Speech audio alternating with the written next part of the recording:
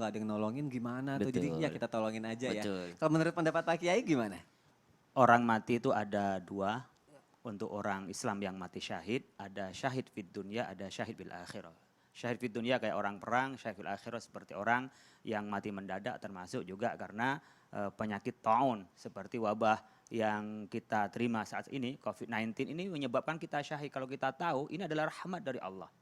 Maka pada saat Siti Aisyah radhiyallahu anha bertanya pada Rasulullah anit taun, Rasulullah menjawab kana annahu kana adzaban yab'atsuhu ala may yasha faja'alahu rahmatan lil mukminin. Jadi ia menjadi rahmat bagi orang mukmin, penyakit itu. Jadi di mana tidak diterima itu adalah landasan bagi kita untuk kita mendapatkan pahalanya orang mati syahid. Tapi laisa min rajulin yaqa'u ta'un fayamkusu fi baitihi. Jadi kalau ada wabah corona, kita diperintahkan di rumah itu mengikuti sunnah Rasul. Jadi kalau tidak tarawih lalu tarawih di rumah berarti mindah dari sunnahnya masjid ke sunnahnya tinggal di rumah. Jadi kita di rumah itu setiap saat itu dapat pahala. Bisa diulangi kata-katanya? Bagus banget. Laisa min Ya. rajulin Ya. yaqa'un fayamkusu fi baitihi. Jadi orang yang ada penyakit ada taun, ada wabah, ada COVID-19, lalu dia tinggal di rumah, maka dia dapat pahalanya ngikuti sunnah Rasul yang diperintahkan di rumah. Berarti mindahkan dari sunnah tarawih di masjid menjadi sunnah tarawih dan ibadah tinggal di rumah. Syaratnya fayam kusufi baitihi sobiron, sabar jangan ngeluh. Yang sabar berupaya mengikuti ya kita makanan yang bervitamin. Muhtasiban karena mengharap ridho Allah. Ya'lamu annahu la yusibu illa ma kataballahu lahu. Dia tahu pada takdir Allah kita ini tidak akan terkena COVID-19 kecuali karena takdir dari Allah. Ya. Saat yang bersamaan kita berupaya menghindar dari penyakit, tinggal di rumah, ngikuti sunnah Nabi. Ini sunnah Nabi tinggal di rumah itu. Ya. Dan mengharap ridho Allah dan kita yakin bahwa tidak akan kena kalau karena takdir Allah. Jadi nggak usah dibenturkan takut sama corona, kok nggak takut pada Allah. Ini kita ngikutin perintah Allah, Iya. disuruh tinggal di rumah, yakin tidak ada corona tanpa takdir Allah. Apa dapatnya? Illa kana lahu misla ajri syahidi.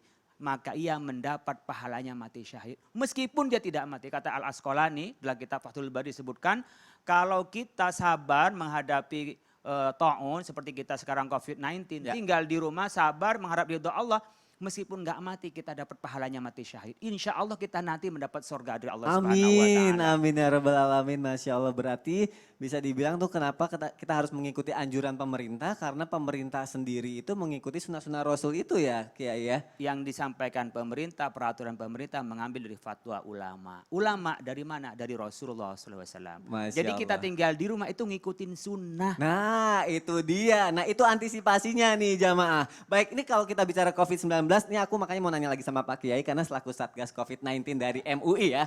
Ini ada video yang jujur aku sendiri takut kalau ini sampai kejadian. Penasaran? Yuk kita lihat tayangannya seperti apa.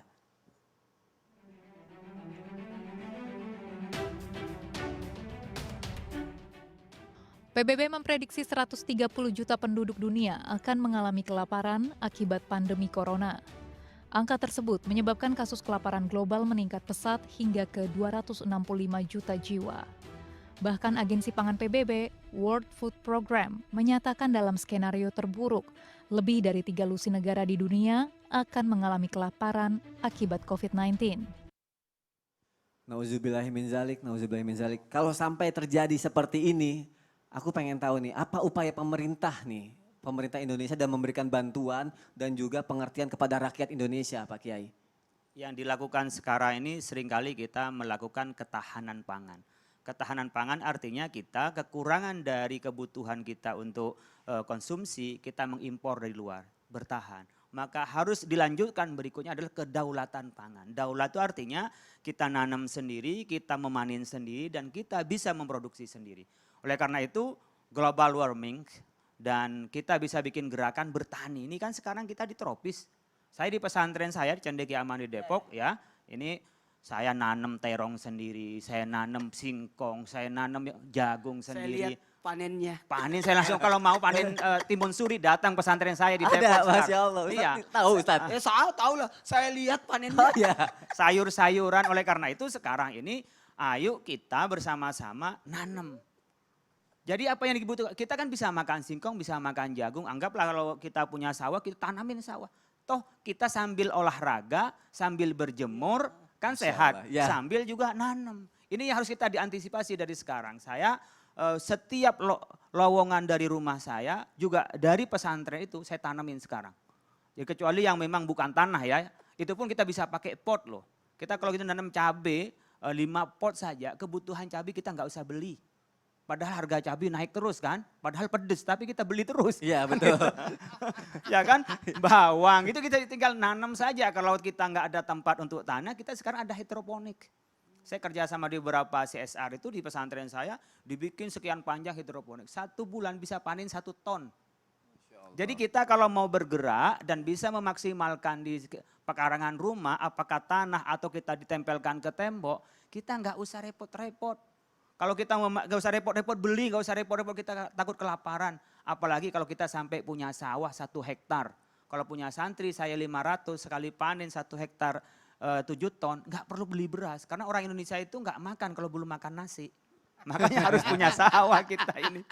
Nah oleh karena itu ayo kita bergerak sendiri kedaulatan pangan. Jadi dunia boleh ribut. Dunia boleh juga kita mengkhawatirkan, oleh karena itu kekhawatiran itu kita tangkap. Karena mungkin kita nih baru mulai stuck bulan Juni ini dari COVID-19. Baru setelah turun mungkin sampai nanti bulan September paling cepat. Kalau enggak sampai Desember, baru Januari kita normal. Aduh. Itu kalau bisa lebih cepat mungkin Juni, ya September baru kita normal. Nah kalau kita sekarang mengandalkan dari bantuan-bantuan begitu, berapa kuat lamanya? Iya betul. Perusahaan-perusahaan sekarang banyak merumahkan karyawan. Lama-lama perusahaan nggak produksi, bayar pajak. Enggak, kan nggak bisa bayar pajak juga. Insentif pajak 75 triliun dari pemerintah.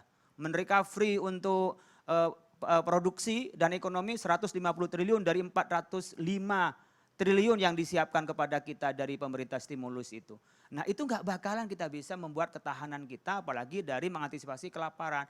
Ayo kita yang senang pedes-pedes nanam cabai sendiri. Udah tinggal petik cabainya. Saya terong itu kadang udah nggak beli. Karena senang terong saya metak terong sendiri saja. Nah sekarang sebelah rumah ada sekitar 400 meter saya tanamin jagung sekarang.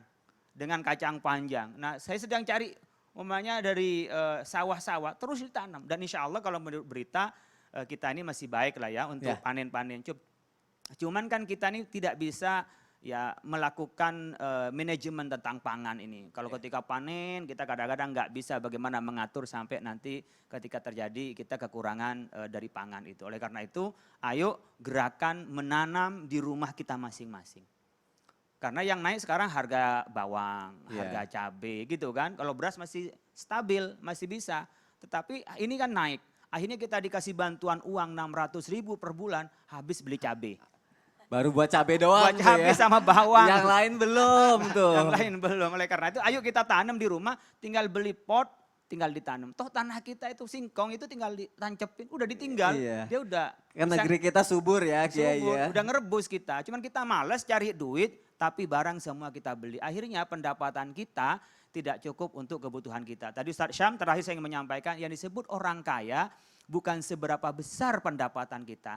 Tapi lebih dari kebutuhan kita itulah orang kaya. Masya Allah. Tuh kalau gitu jamaah bisa dimulai nih dari kita kedaulatan pangan dulu. Terus apa ketaatan pangan itu ya. Ketahanan pangan, baru kedaulatan pangan. Dan juga bisa dimulai dari disiplin terhadap diri kita sendiri dulu nih. Pemerintah ngasih anjuran di rumah ya di rumah aja dulu. Tapi tetap otak kita kreatif insya Allah. Masya Allah. Nanti kita juga akan sama-sama mendoakan supaya yang kita takutkan malah tidak akan terjadi ya. Justru semuanya segera berakhir, hidup kita jauh lebih baik dari sebelumnya, nggak ada lagi korban jiwa. Nah nanti kita akan sama-sama doa bersama Ustadz Syam ya Ustadz ya. Masya Allah. Masya Allah. Nanti Izin, juga Kiai. akan ada berita viral juga. Seperti apa berita viralnya? Tetap di Islam itu indah. Jamaah, oh jamaah. Alhamdulillah. Alhamdulillah.